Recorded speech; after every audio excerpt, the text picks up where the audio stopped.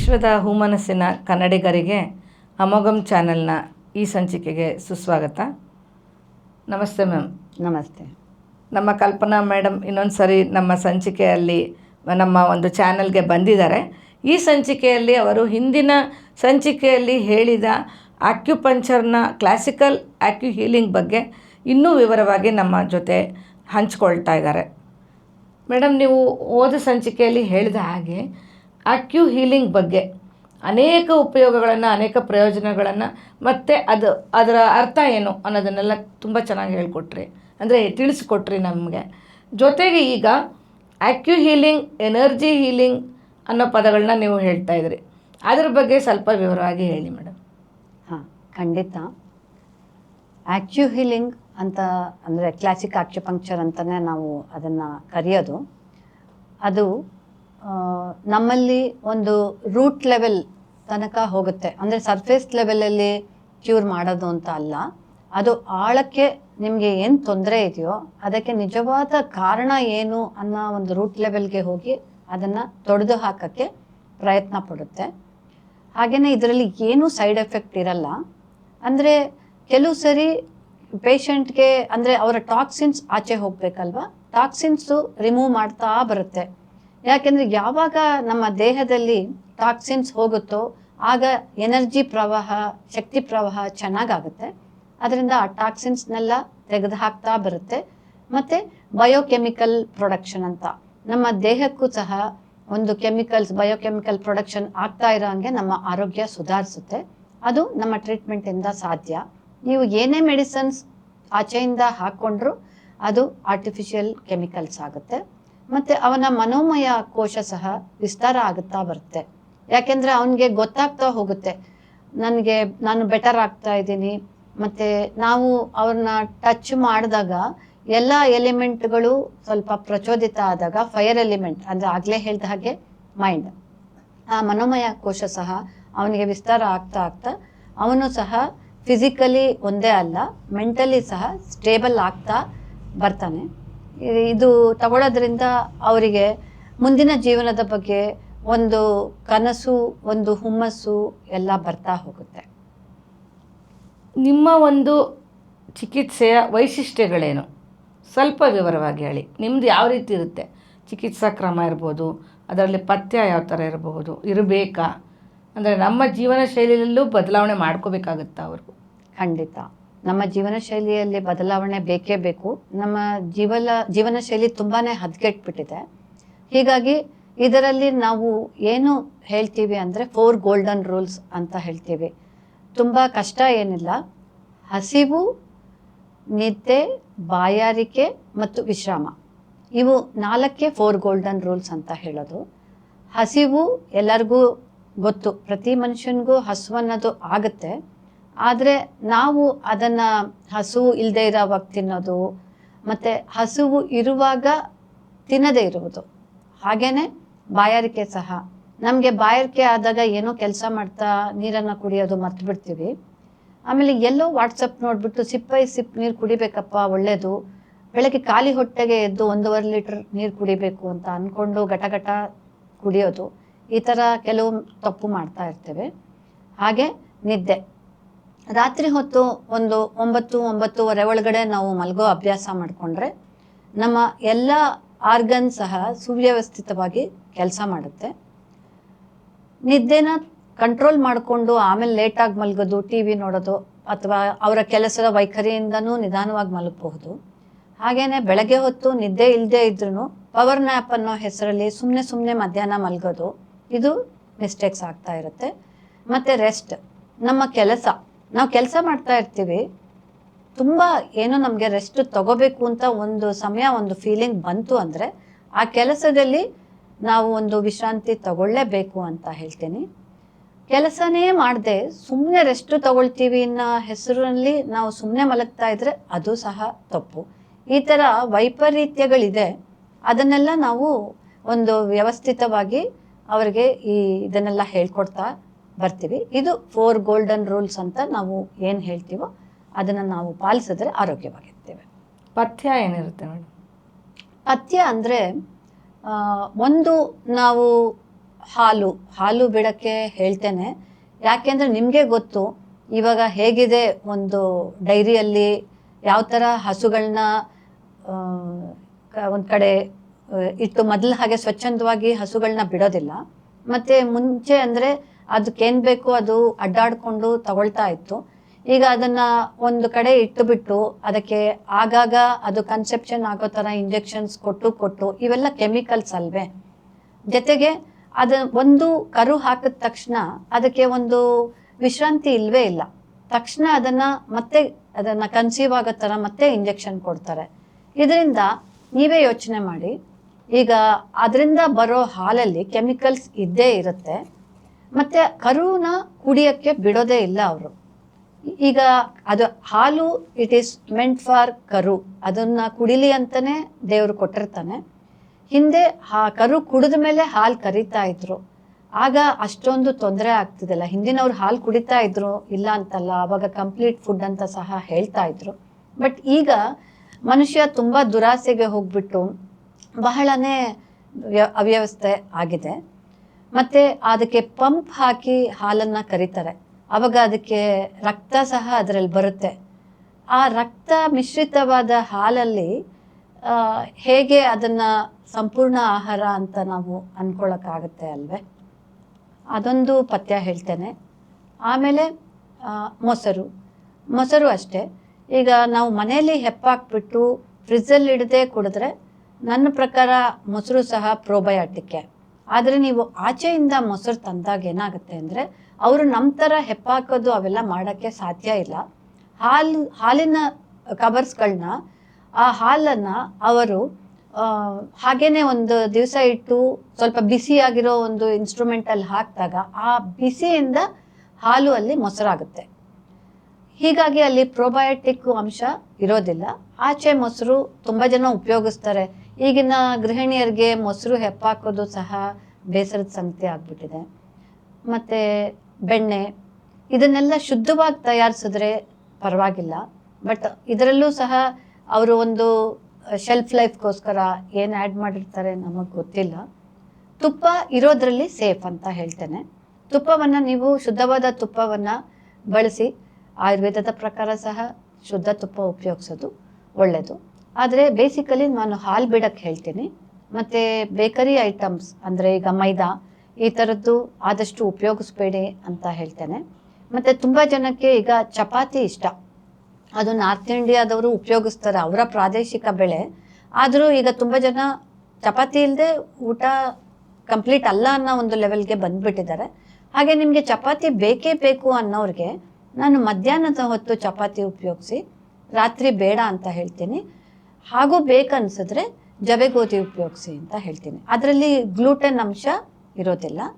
ಅದು ಚೆನ್ನಾಗಿರೋ ಕಡೆ ನೀವು ಜವೆಗೋಧಿ ತಂದು ಮಾಡಿದ್ರೆ ಚೆನ್ನಾಗೇ ಇರುತ್ತೆ ಚಪಾತಿ. ಮತ್ತು ಯಾವುದೇ ಒಂದು ಕೆಮಿಕಲ್ಸ್ ಇರೋ ಅಂದರೆ ಸಾಫ್ಟ್ ಡ್ರಿಂಕ್ಸ್ ಅಂತ ಹೇಳ್ತೀವಲ್ಲ, ಕೋಕೋ ಕೋಲಾ ಈ ಥರದ್ದನ್ನೆಲ್ಲ ನೀವು ತ್ಯಜಿಸಿ, ನೀವು ಮನೇಲಿ ನಿಮ್ಮ ನಿಂಬೆಹಣ್ಣು ಶರ್ಬತ್ ಇರ್ಬೋದು, ಎಳ್ನೀರು ಇರ್ಬೋದು, ಅಂಥದನ್ನು ಉಪಯೋಗಿಸ್ಬೋದು ಅಂತ ಅಷ್ಟೇ ನಾವು ಹೇಳೋದು. 4 ಗೋಲ್ಡನ್ ರೂಲ್ಸ್. ಮತ್ತು ಪಥ್ಯ ಅಂದರೆ ಈ ಥರದ ಪಥ್ಯ ಹೇಳ್ತೀವಿ ಅಷ್ಟೇ.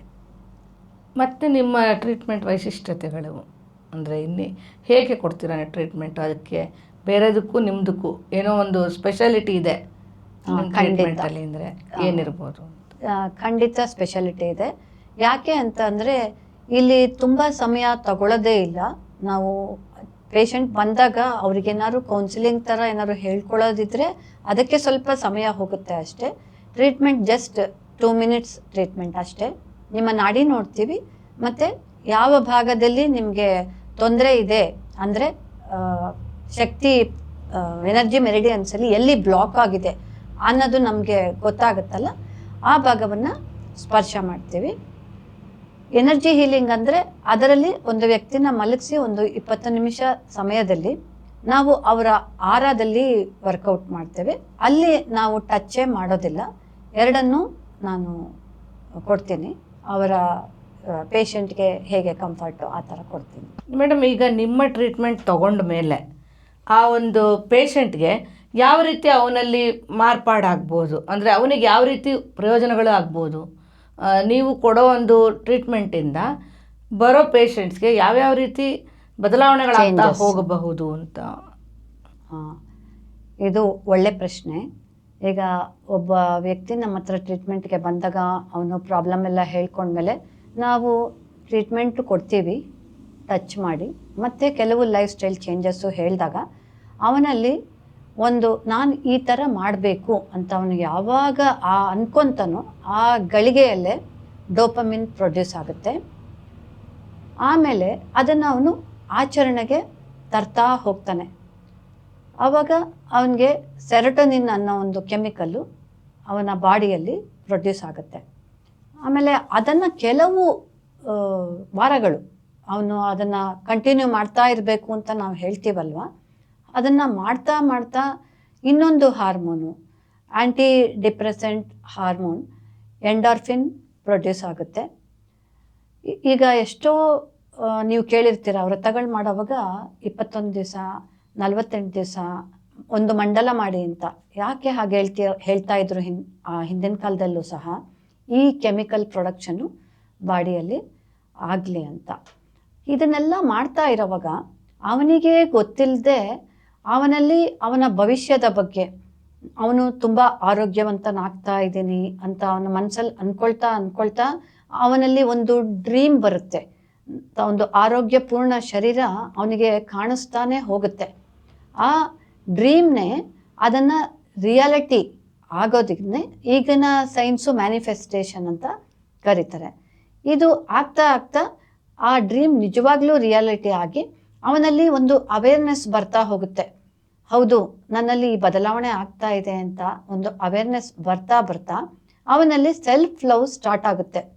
ನೀವೆಲ್ಲರೂ ಕೇಳಿರ್ತೀರ, ತನ್ನ ಬಗ್ಗೆ ತಾನು ಪ್ರೀತಿಸೋದನ್ನು ಮನುಷ್ಯ ಮೊದಲು ಕಲ್ತ್ರೆ ಆಗ ಅವನಲ್ಲೇ ಆರೋಗ್ಯ ಸುಧಾರಣೆ ಆಗೋದಲ್ಲದೆ ಬೇರೆಯವ್ರ ಹತ್ರನೂ ಚೆನ್ನಾಗಿ ವರ್ತಿಸ್ತಾನೆ. ಸೊ ಈ ಸೆಲ್ಫ್ ಲವ್ ಮತ್ತು ಸೆಲ್ಫ್ ಅವೇರ್ನೆಸ್ ಎರಡೂ ಸೇರಿಕೊಂಡಾಗ ಅವನ ಲೈಫು ಟ್ರಾನ್ಸ್ಫರ್ಮೇಷನ್ ಆಗಿ ಅವನು ಆರೋಗ್ಯ ವ್ಯಕ್ತಿ ಆಗ್ತಾನೆ. ಬರೀ ಫಿಸಿಕಲಿ ಅಂತ ಅಲ್ಲ, ಎಲ್ಲ ಥರದಲ್ಲೂ ಮೆಂಟಲಿ, ಎಮೋಷನಲಿ ಎಲ್ಲ ಥರದಲ್ಲೂ ಅವನು ಆರೋಗ್ಯವಂತ ಆಗಿ ಅವನು ಒಳ್ಳೆ ಪ್ರಜೆ ಅಂತ ಸಹ ಅನ್ನಿಸ್ಕೊತಾನೆ. ಮೇಡಮ್, ಅಂದರೆ ಒಬ್ಬ ವ್ಯಕ್ತಿ ನಿಮ್ಮ ಹತ್ರ ಬಂದರೆ, ಈಗ ಏನೋ ಒಂದು ಟ್ರೀಟ್ಮೆಂಟಿಗೆ ಬಂದರೆ ಸುಮಾರು ಎಷ್ಟು ದಿನ ಆಗುತ್ತೆ ಅವನಿಗೆ ಟ್ರೀಟ್ಮೆಂಟು? ಅಂದರೆ ಡ್ಯೂರೇಷನ್ ಅಂತಾರಲ್ಲ. ಇದು ಸಹ ಒಳ್ಳೆ ಪ್ರಶ್ನೆ. ನೋಡಿ, ಪ್ರತಿಯೊಂದು ವ್ಯಕ್ತಿ ಸಹ each individual is different signature of god ಅಂತ. ಎಲ್ಲರನ್ನೂ ನಾವು ಒಂದೇ ಥರ ತೂಕದಲ್ಲಿ ಅಳಿಯೋಕ್ಕಾಗೋದಿಲ್ಲ. ಕೆಲವರಲ್ಲಿ ನನ್ನ ಗಮನಕ್ಕೆ ಬಂದ ಹಾಗೆ ಯಾರ ಜೀವನ ಶೈಲಿ ಸುಂದರವಾಗಿತ್ತು, ಅವರಲ್ಲಿ ಅವರ ಟಾಕ್ಸಿನ್ಸ್ ಅಂತೀವಿ, ಅಂದರೆ ತ್ಯಾಜ್ಯ ಅಂತೀವಿ ಕನ್ನಡದಲ್ಲಿ, ಕಲ್ಮಶಗಳು ಅದೆಲ್ಲ ಇಲ್ಲದೇ ಇರುವಂತಹವರು ಬಹಳ ಬೇಗ ನನ್ನ ಹತ್ರ ಕೆಲವು ಪೇಷಂಟ್ಸು ಒಂದೇ ಟಚ್ಚಲ್ಲಿ ವಾಸಿ ಮಾಡ್ಕೊಂಡವರು ಸಹ ಇದ್ದಾರೆ. ಹಾಗೆಯೇ ಜಾಸ್ತಿ ಸಿಟ್ಟಿಂಗ್ಸ್ ತಗೊಳ್ತಾ ಇರೋರು ಇದ್ದಾರೆ.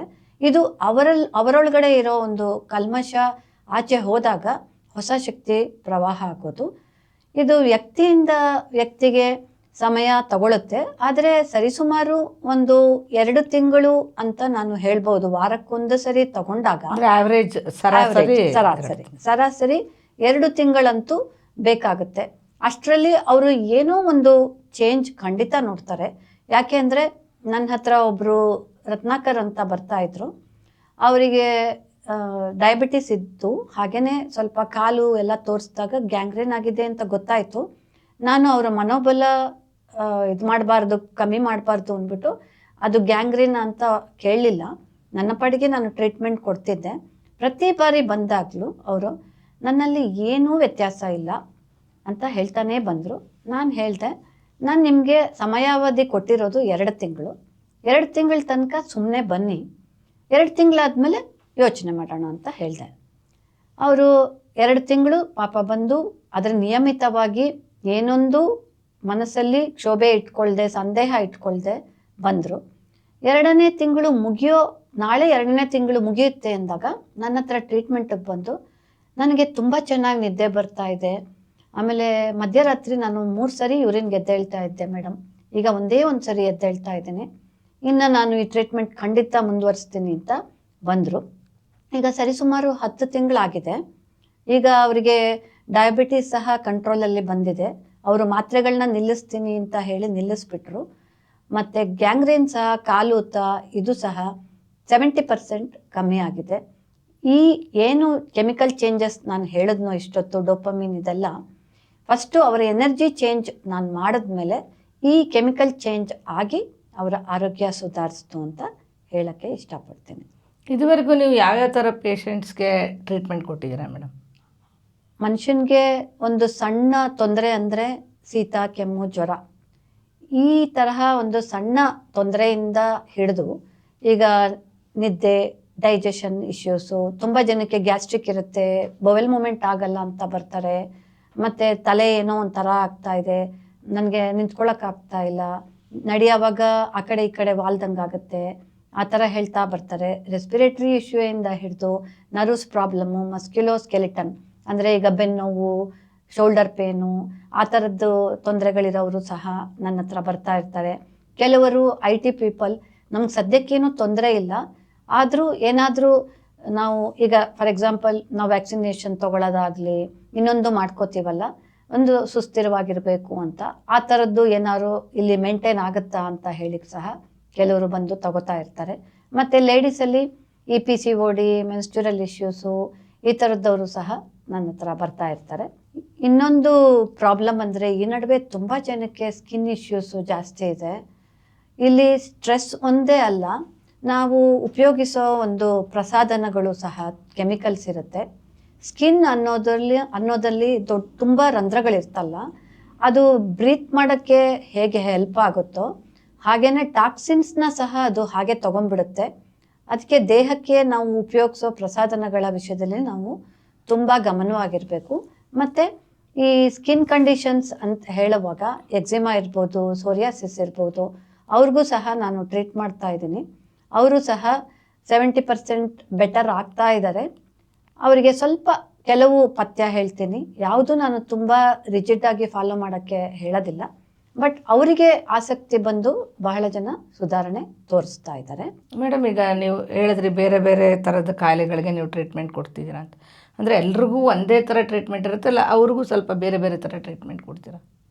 ನೀವು ಕೊಡೋ ಟ್ರೀಟ್ಮೆಂಟ್ ಯಾವ ಥರ ಇರ್ಬೋದು? ನಾವು ಕೊಡೋ ಟ್ರೀಟ್ಮೆಂಟ್ ಅಂದರೆ ಇಲ್ಲಿ ಒಂದು ಹೇಳೋಕ್ಕೆ ಇಷ್ಟಪಡ್ತೀನಿ. ಈಗ ಒಂದು ಪ್ರಾಬ್ಲಮ್ ಅಂತ ಬಂದಾಗ ಅಲೋಪತಿಯಲ್ಲಿ ಒಂದೇ ಒಂದು ಕಾಯಿಲೆಗೆ 10 ಚಿಕಿತ್ಸೆ ಕೂಡ ಇರುತ್ತೆ. ಇಲ್ಲಿ 10 ಕಾಯಿಲೆಗೆ ಒಂದೇ ಚಿಕಿತ್ಸೆ. ಇಲ್ಲಿ ಯಾಕೆ ಹೀಗೆ ಹೇಳ್ತೀವಿ ಅಂದರೆ, ಕೇಳಿದವ್ರಿಗೆ ಇದೇನು ಅಂತ ಅನ್ನಿಸ್ಬಹುದು, ಆದರೆ ವಿ ಪಿಂಗ್ ಅಂತ ಒಬ್ಬ ಚೈನಾ ಅವನು ಒಂದು ಈ ಚಿಕಿತ್ಸೆ ಬಗ್ಗೆ ಒಂದು ಪುಸ್ತಕನ ಓದ್ತಾ ಇರೋವಾಗ ಅಲ್ಲಿ ಎಲ್ಲೋ ಒಂದು ಕಡೆ ಒಂದು ಪದ ಬಳಕೆ ನೋಡಿದ್ನಂತೆ. ಏನು ಅಂದರೆ, ಈ ಒಂದು ಬಿಂದು 10,000 ಕಾಯಿಲೆಗಳಿಗೆ ಹೆಲ್ಪ್ ಆಗುತ್ತೆ ಅಂತ ನೋಡಿದ ತಕ್ಷಣವೇ ಅವನು ಅದನ್ನು ವಿಸ್ತಾರವಾಗಿ ಓದಿ ಈ ಚಿಕಿತ್ಸೆಯನ್ನು ನಮ್ಮ ಇಂಡಿಯಾ ದೇಶಕ್ಕೆ ಬರುವ ತನಕ ಇದು ಬೆಳ್ಕೊಂಡು ತಮಿಳುನಾಡಿನ ಮೂಲಕ ಬಂತು. ಈ ಚಿಕಿತ್ಸೆ ಒಂದು ಬಿಂದುವನ್ನು ನಾವು ಟಚ್ ಮಾಡೋದು ಅಲ್ಲದೆ ಲೈಫ್ ಸ್ಟೈಲು ಹೇಳಿದಾಗ ಅವರಿಗೇ ಗೊತ್ತಿಲ್ಲದೆ ಅವರಲ್ಲಿರೋ ಕಲ್ಮಶಗಳೆಲ್ಲ ಹೋಗಿ ಅವರು ಸರಿ ಹಾಕ್ತಾ ಹೋಗ್ತಾರೆ. ಸೊ ಇಲ್ಲಿ ಒಂದು ಪೇಷಂಟ್ ನನ್ನ ಹತ್ರ ಬಂದಾಗ ಒಂದು ಟ್ರೀಟ್ಮೆಂಟ್ ತೊಗೊಳ್ಳೋವಾಗ ಅವನಿಗೆ ನೆನಪಿರೋ ಒಂದು 4-5 ತೊಂದರೆಗಳನ್ನ ಹೇಳ್ಕೊಂಡ. ಆಮೇಲೆ ನಾನು ಟಚ್ ಕೊಟ್ಟಾದ್ಮೇಲೆ, ಮೇಡಮ್ ನಾನು ಇದನ್ನು ಮರ್ತುಬಿಟ್ಟಿದ್ದೆ, ಇದನ್ನು ಹೇಳಲೇ ಇಲ್ಲ ಅಂತ ನಾನು ಹೇಳಿದೆ.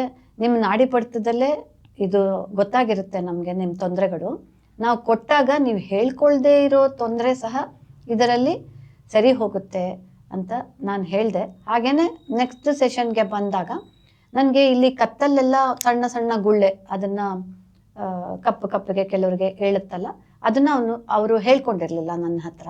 ವೆರಿಕೋವೆನ್ಸ್ ಇತ್ತು, ಅದಕ್ಕೆ ಟ್ರೀಟ್ಮೆಂಟ್ ಕೊಡ್ತಾ ಇದ್ದೆ. ಒಂದು 2 ತಿಂಗಳಾದಮೇಲೆ ಅದೆಲ್ಲ ಉದುರೇ ಹೋಯಿತು ನನಗೆ, ನಾನು ನಿಮ್ಮ ಹತ್ರ ಹೇಳ್ಕೊಂಡೇ ಇರಲಿಲ್ಲ ಅಂತ ಹೇಳ್ದ. ಈ ತರಹ ನಮ್ಮ ಹೇಳ್ಕೊಳ್ದೇ ಇರೋ ತೊಂದರೆಗಳು ಸಹ ಇದರಲ್ಲಿ ಹೋಗಿರೋದ್ರಿಂದ ಇಲ್ಲಿ ಬಹಳ ಸಮಸ್ಯೆಗಳು ನಿವಾರಣೆ ಆಗುತ್ತೆ. Okay, 3 to 4 hours after the session, I did not feel sick at all, and then I remained. I didn't have any sickness for the rest of the trip, so it was great. It really worked. I really appreciate it. Thank you. Thank you so much. ಇಲ್ಲಿಯವರೆಗೆ ಕಲ್ಪನಾ madam ಅವರು ಅವರ ಆಕ್ಯು ಹೀಲಿಂಗ್ನ ವಿಶೇಷತೆಗಳನ್ನು ಹೇಳಿದ್ದಾರೆ. Madam, ನೀವು ತುಂಬ ಚೆನ್ನಾಗಿ ನಮಗೆ ಎಷ್ಟೋ ವಿಷಯಗಳು ಗೊತ್ತಿರಲಿಲ್ಲ, ಆ ವಿಷಯಗಳನ್ನೆಲ್ಲ ನಮ್ಮ ವೀಕ್ಷಕರಿಗೆ ಹೇಳಿದ್ದೀರಾ. ಬಹಳ ಧನ್ಯವಾದಗಳು ಮೇಡಮ್. ನಮಸ್ಕಾರ. ನೀವು ಇನ್ನೂ ಕೆಲವು ವಿಷಯಗಳನ್ನು ನಮ್ಮ ಮುಂದಿನ ಸಂಚಿಕೆಗಳಲ್ಲಿ ದಯವಿಟ್ಟು ನಮ್ಮ ವೀಕ್ಷಕರಿಗೆ ತಿಳಿಸ್ಕೊಡ್ಬೇಕು ಅಂತ ಕೇಳ್ಕೊಳ್ತೀನಿ. ಖಂಡಿತ ಮನೀಷಿ. Thank you. ಈ ಒಂದು ಸಂಚಿಕೆ ನಿಮಗೆ ಇಷ್ಟವಾಗಿದ್ದಲ್ಲಿ ನೀವು ನಮ್ಮ ಈ ಸಂಚಿಕೆನ ಲೈಕ್ ಮಾಡಿ, ಶೇರ್ ಮಾಡಿ ಮತ್ತು ಕಮೆಂಟ್ ಮಾಡಿ ಅಂತ ಕೇಳ್ಕೊಳ್ತೀನಿ. ಧನ್ಯವಾದ.